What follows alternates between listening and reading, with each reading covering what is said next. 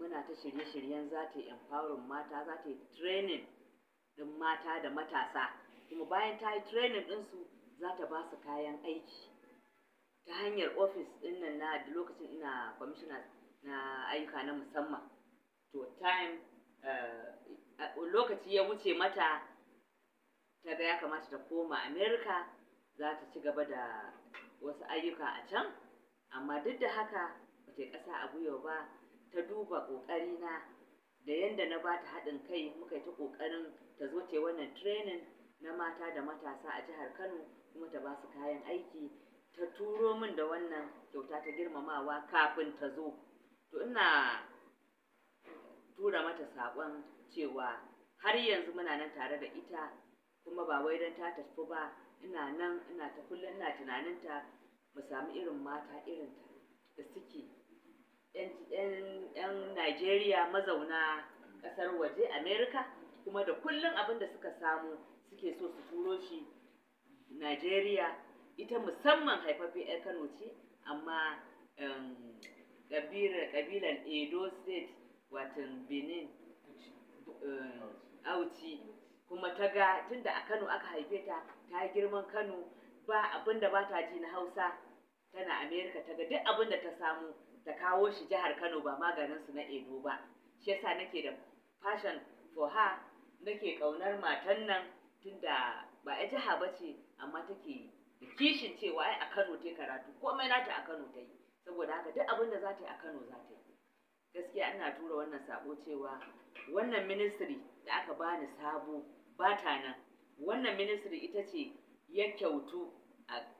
ga dukkan irin ayyukanta na jin kai da kuma na tallafawa mata, a ba su jari, a koya musu sana'a don su yi dogaro da kansu. Me mutane za su tsammata daga wannan sabuwar ma'aikata da aka kirkira a baya? To kowa yana ta fatan alkhairi cewa wannan sabuwar ma'aikata ce, musamman ma sun ji an ce ma'aikatar jin kai da walwala, kuma da rage raɗaɗin talauci.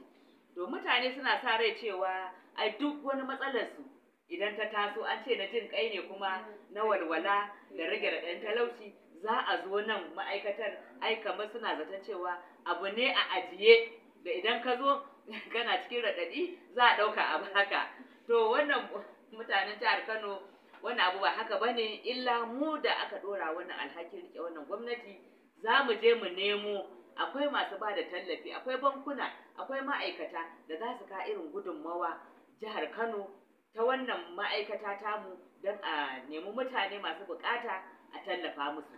To mutane su saurara, kuma su yi ta wannan gwamnati addu'a, gwamnatin mai girma Abba Kabir Yusuf, kuma su ci gaba da yawa wannan ma'aikata tamu